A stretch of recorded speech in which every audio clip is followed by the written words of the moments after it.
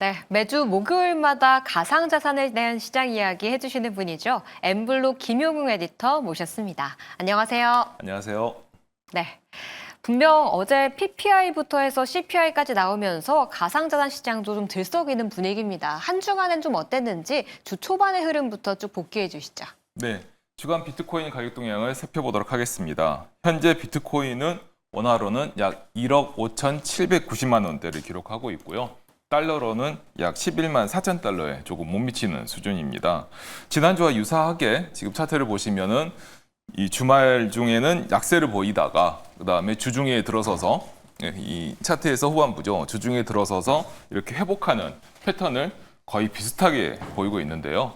그래도 주간 상승률을 보면은 전주 대비로는 약 2% 이상 오른 상승세를 보이고 있다는 것이 고무적이라고 할 수가 있겠습니다.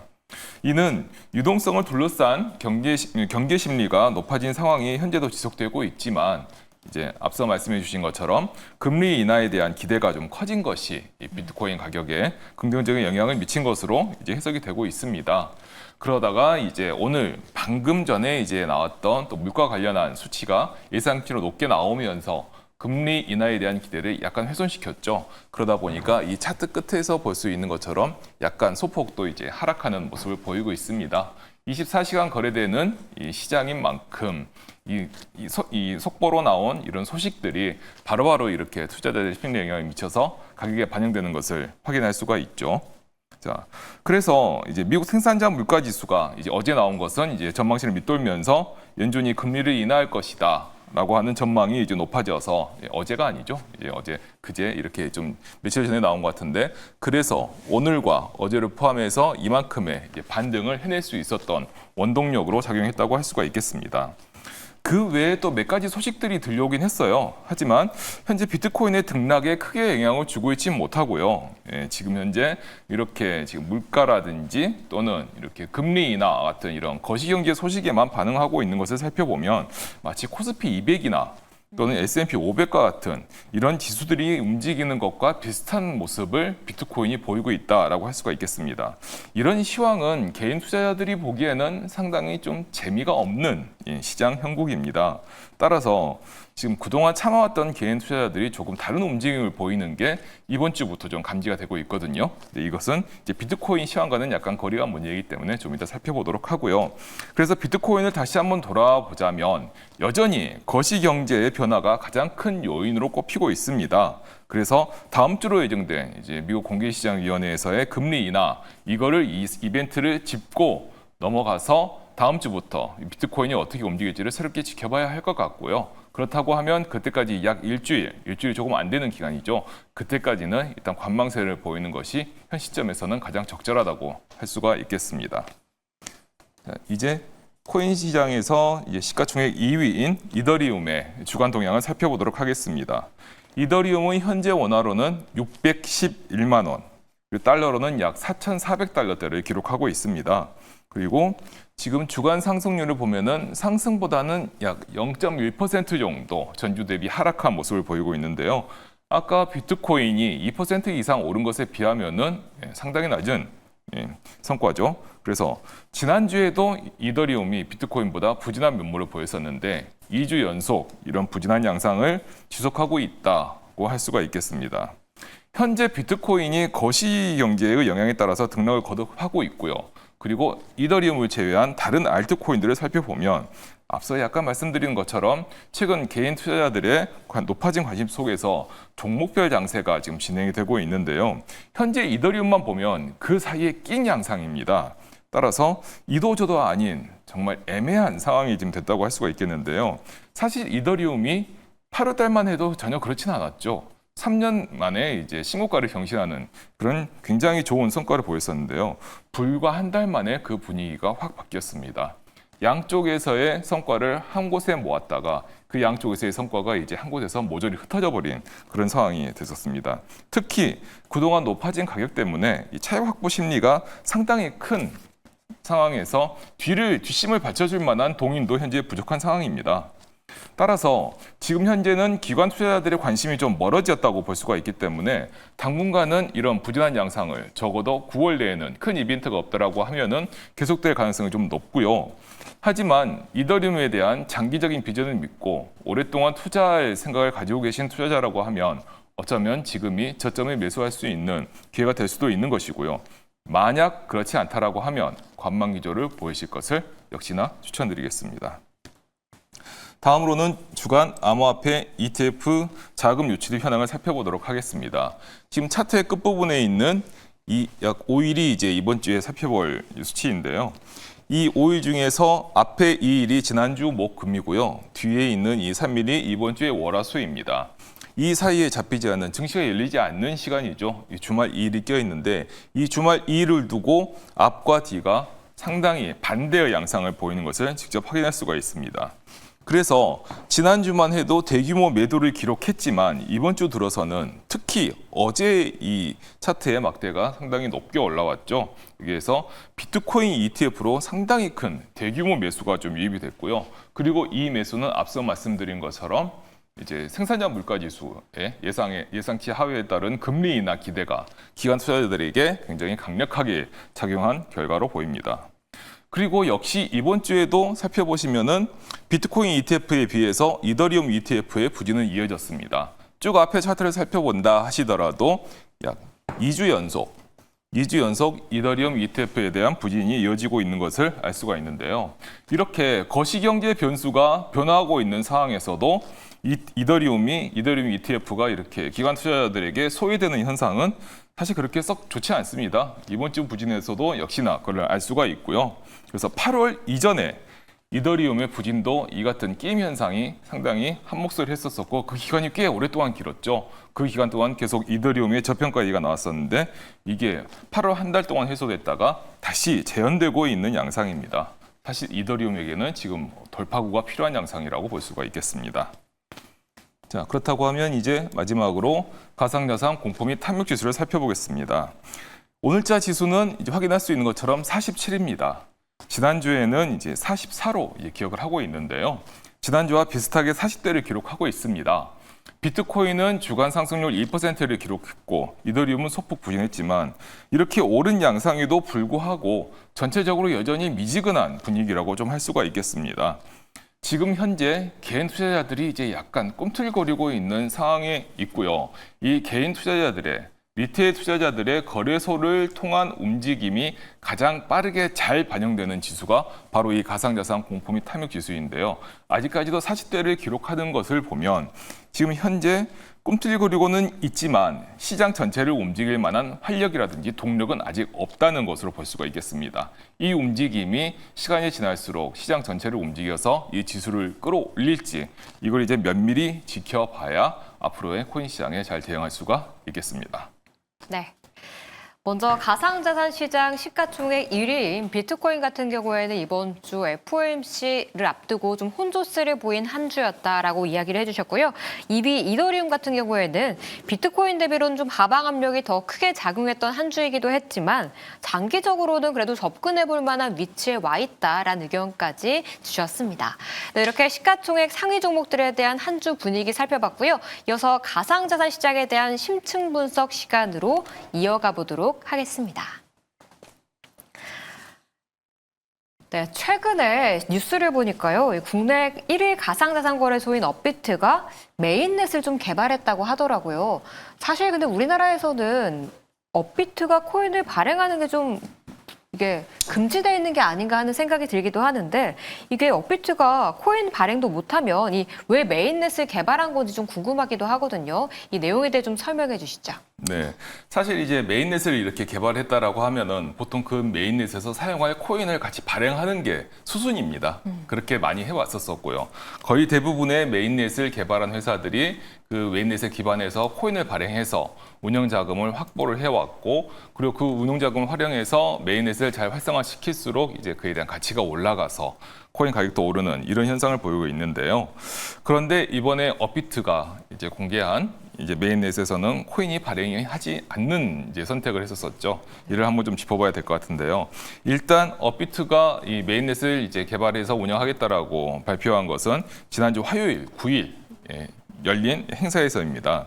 업비트의 운영사인 두나무는 1년에 한 번씩 이제 업비트 디지털 컨퍼런스라고 하는 행사를 개최하는데요. 이 행사에서는 업비트의 향후 방향과 함께 업비트가 개발 중인 서비스, 그리고 업비트가 현재 보유한 기술력 이런 것 등을 이제 공개하는 자리인데요.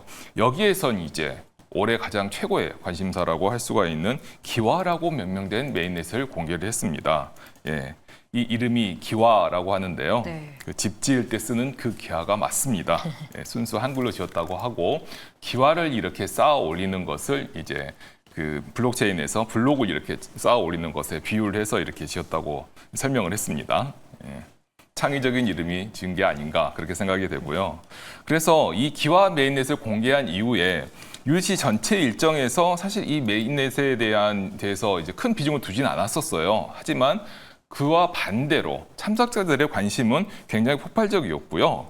그래서 말씀하신 것처럼 이제 메인넷 개발하면 코인도 함께 발행하지만 업비트는 기와라는 메인넷을 개발하고 운영하겠다고 발표하면서 코인을 발행하지 않겠다라고 밝히면서 그러면은 코인을 발행하지 않고 어떻게 하려나 왜 코인을 발행하지 않지?라는 이런 궁금증이 몰려가지고 이 참석자들의 관심도가 급격히 올라갔었습니다. 하지만 이렇게 메인넷이 사실 코인을 발행하지 않는 경우가 굉장히 드문 경우인데요. 네. 그러나 아예 없지는 않습니다. 사실 이 블록체인 기술로 운영되는 네트워크인 메인넷이라고 하는 게 코인을 안 찍고도 운영할 수는 있습니다. 하지만 단 코인 발행을 안 하는 만큼 그 운영비가 많이 들고요. 그 운영비를 또 이게 탈중앙화 구조라고 해서 여러 개의 노드가 함께 운영되기 때문에 이 노드에 배분하는 방법이라든지 이런 것을 실제 운영비로 조달해서 공급한다고 하면 굉장히 운영 상태가 복잡해져요. 예. 일례로 비트코인의 예를 들면 네트워크 운영을 담당하는 이제 채굴자들이 이제 있는데요. 이 채굴자들이 네트워크 운영을 담당하고 그에 대한 보상으로 사실 비트코인을 받아가는 구조이거든요. 네. 이 보상이 비트코인이 아니라 현금이다라고 하면은 굉장히 좀 계산도 달라지고 이른바 우리가 채굴 증명이라고 하는 합의 알고리즘 이렇게 네트워크를 운영하는 기본적인 거버넌스라든지 이런 알고리즘 자체가 달라지기 때문에 굉장히 복잡해집니다. 그래서 만약에 그걸 감수하고라도 이렇게 코인을 발행하지 않는다라고 하면은 운영비를 순수하게 네트워크를 운영하는 주체들이 다 감당을 하면 되긴 합니다. 모두 이른바 각출을 해서요. 그렇게 하면 되는데 하지만 이게 또 이제 운영비가 계속 이제 끊임없이 계속 들어가기 때문에 쉽게 선택할 수 있는 방법은 아니죠. 하지만 이렇게 부담을 하고 코인을 안 찍는 선택을 한 메인넷도 분명히 존재하고요. 네. 업비트도 이 방법을 선택했습니다. 그런데 어떤 방법을 선택하든지 이렇게 메인넷을 갖고만 있으면 여기에 기반한 여러 가지 사업을 할 수가 있습니다. 이게 이 투자자들이라든지 아니면 이 블록체인 기술을 공부를 하시고 그리고 거래소에도 관심을 가진 많은 분들이 살짝 신경을 많이 안 쓰는 사실인데요. 가상자산 거래소는 블록체인 기술로 운영되지 않습니다. 예. 여기서 운영되는 이 거래를 지원하는 기술들은 우리가 주식거래소 이런 데서 쓰이는 오더북 기반의 거래를 이제 매칭시키는 그런 시스템이고요. 이 시스템이 현재 업비트, 빗썸, 코인원, 코빗과 같은 거래소에서는 블록체인 기술로 사용되고 있지 않습니다. 꽤 놀라운 사실이죠. 가장 많은 가상자산 거래소, 가상자산 사업에서 가장 많은 높은 비중을 차지하고 있는 거래소가 블록체인 기술을 쓰지 않는다는 상당히 좀 아이러니한 부분인 건데요. 그래서 이 거래소들이 가상자산을 교환하면서 상당히 큰 돈을 그 막대한 수익을 올리지만 거래소 기술에 기반해서 다른 블록체인 사업을 할 수가 없어요. 따라서 블록체인 비즈니스를 하려면 자체 메인넷을 보여야 됩니다. 따라서 업비트도 그걸 위해서 메인넷을 개발한 것으로 볼 수가 있겠습니다. 그러면 업비트가 좀 거래소 외에 다른 블록체인 사업으로 좀 사업을 확장하려고 한 거라고 보면 될까요? 네, 맞습니다. 정확하게 보신 거고요. 네. 그래서 메인넷을 운영하는 거래소가 역시나 말씀처럼 다른 블록체인 사업을 확장하기 위해서 이렇게 메인넷을 개발하는 건데 국내에서는 사실 이런 거래소가 굉장히 드뭅니다. 왜냐하면 블록체인 사업을 하기 위해서 매넷을 만들었다라고 하면은 코인 발행이 일반적이라고 말씀을 드렸잖아요. 네. 예. 그런데 국내에서는 이제 코인 발행을 하기가 굉장히 어려운 상황이니까요. 하지만 반대로 해외에서는 상당히 이렇게 메인넷을 거래소가 만들고 그리고 그 메인넷에 기반한 코인을 발행해서 운영하는 경우가 꽤 보편적이라고 할 수가 있겠습니다. 일단 전 세계 1위 거래소죠. 바이낸스가 BNB라고 하는 메인넷을 운영하고 있고 BNB 체인이라고 하는 메인넷을 운영하고 있고 그 메인넷에 사용되는 BNB를 이제 발행을 한 상태이고요. 그리고 코인베이스도 베이스 체인을 운영하고 있습니다. OKX라는 거래소도 역시 마찬가지이고 크라켄이라고 하는 거래소도 잉크라고 하는 메인넷을 운영하고 있죠. 예. 그런데 이 중에서도 이제 코인베이스의 베이스 체인 같은 경우는 업비트와 상당히 유사합니다. 베이스 체인이 코인이 없어요. 그렇기 때문에 업비트도 이런 코인베이스의 사례를 벤치마킹해서 하고 있다라고 좀 볼 수가 있는 건데요. 그렇다라고 하면 이 코인베이스가 이 베이스 체인을 가지고 어떤 걸 하고 있는지를 살펴봄으로써 업비트가 향후에 어떤 계획을 하고 있는지 미루어 짐작할 수 있겠죠. 현재 코인베이스는 블록체인에 기반한 굉장히 여러 가지 사업을 통해서 새로운 디지털 금융의 선도주자가 되기를 좀 희망을 하고 있고요. 가상자산 수탁, 기관 투자자 대상 브로커리지, 코인 예치와 수익 지급 등이 있습니다. 특히 이것을 하기 위해서 베이스 체인에 이제 지갑을 이제 연결을 해놓고요. 이 지갑을 활용해서 다양한 탈중앙화 서비스를 이제 연동시키고 이를 구동시키고 있고, 그리고 여기에서 가장 중요한 거는 스테이블 코인이라고 말씀드릴 수가 있겠어요. 스테이블 코인을 유통시키려고 하면은 그 유통을 받아줄 매개체인 지갑이 필요한데요. 그리고 이 지갑과 함께 지갑이 연결되는 메인넷이 반드시 필요합니다. 코인베이스도 직접 스테이블 코인을 발행하고 있지는 않지만 서클이 발행한 USDC의 상당량이 지금 이 메인넷인 코인베이스의 이제 베이스 체인에서 유통되고 있고, 이를 통해서 서클과 코인베이스가 상당히 많은 수익을 올리고 있죠.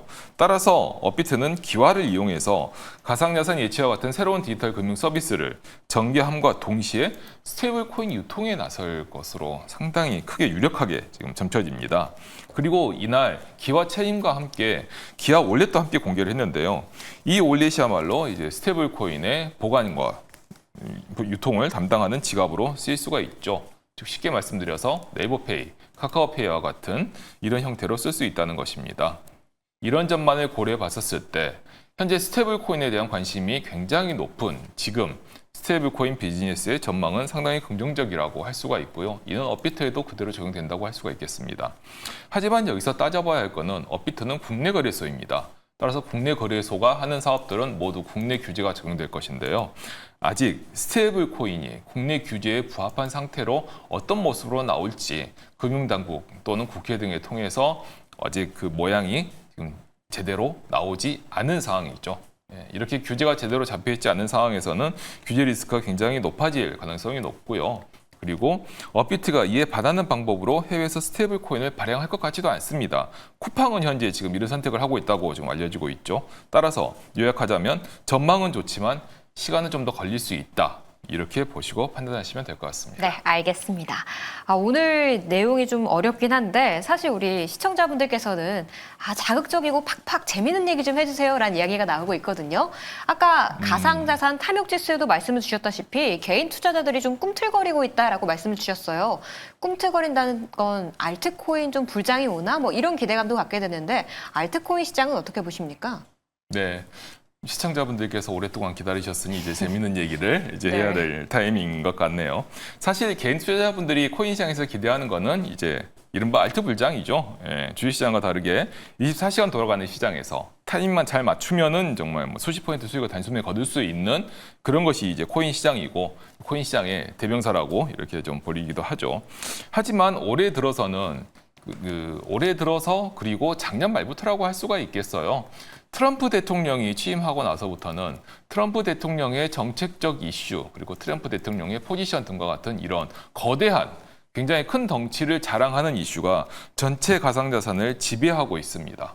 이러다 보니까 각각 개별 종목 장세라기보다는 현재 가상자산 시장의 50% 이상을 장악하고 있는 비트코인, 그리고 그 뒤로 이어 시가총액 2위인 이더리움 등의 이들의 움직임이 시장을 주도하는 형태가 되어서 실제 종목별 장세가 잘 진행되고 있지 않았었거든요. 네. 그래서 이런 게 꽤 재미가 없는 상황이 됐었는데, 하지만 이게 9개월 정도 진행되다 보니까 이제 드디어 변화의 조짐이 보이고 있는데요. 일단은 굵직한 이슈에 미치는 영향이 좀 줄어들었고요. 그리고 개인 투자자들이 이제 거래소를 통해서 뭔가 다른 선택을 하는 경우가 좀 보이고 있습니다. 이럴 때에는 시가총액을 순위별로 끊으셔가지고 단계별로 좀 나눈 다음에 점점 낮춰가면서 보시는 것도 이제 유효하다고 봅니다. 비트코인과 이더리움 이 둘을 한 묶음으로 먹기는 어렵습니다만 시가총액만 보면은 상당히 좀 이렇게 구조화시켜서 좀 볼 수가 있고요. 그 다음이 이제 리플과 솔라나죠. 리플과 솔라나를 볼 수가 있고 최근에 이제 가상자산에 관심이 있으신 분이라고 하면 솔라나가 상당히 강세를 보이는 것을 확인하실 수가 있을 거예요. 네, 이 솔라나의 강세와 이어서 그 다음에 내려가서 이제 볼 수 있는 것들이 도지코인 등과 같은 거 들 수 있는데요. 특히 최근에는 도지코인이 결국 파생 상품 기반이지만 ETF가 승리됐죠. 그래서 도지코인이 굉장히 큰 강세를 보이는데 이렇게 점점 알트코인으로 시선을 집중시키는 사건 또는 이슈가 계속 일어나고 있고요. 이에 개인 투자자들이 반응을 하고 있다고 생각이 됩니다. 따라서 지금은 시선을 좀 넓힐 필요가 있습니다. 시가총액이 20위권에 있는 코인들을 각각 하나씩 살펴보실 필요가 있고요. 체인링크, 수이, 아발란체와 같은 코인들로도 이제 개인 투자자들의 움직임이 조금 이전하고 있기 때문에 이들을 한번 잘 살피실 필요가 있고 이 같은 움직임이 확산되면 하반기 들어서는 알트 불장, 이른바 알트장이 열릴 가능성이 좀 더 지금 상반기에 비해서 상당히 많이 높아졌다고 볼 수가 있거든요. 그렇기 때문에 이에 대해서 미리 대비하시는 것도 좋은 투자의 판단이라고 할 수 있겠습니다. 네, 하반기엔 알트코인의 불장이 올 수 있는 가능성 더 높다라고 짚어주셨습니다. 네, 지금까지 엠블루 김용우 에디터와 함께 오늘 이야기 나눠봤습니다. 오늘 말씀 감사합니다. 감사합니다.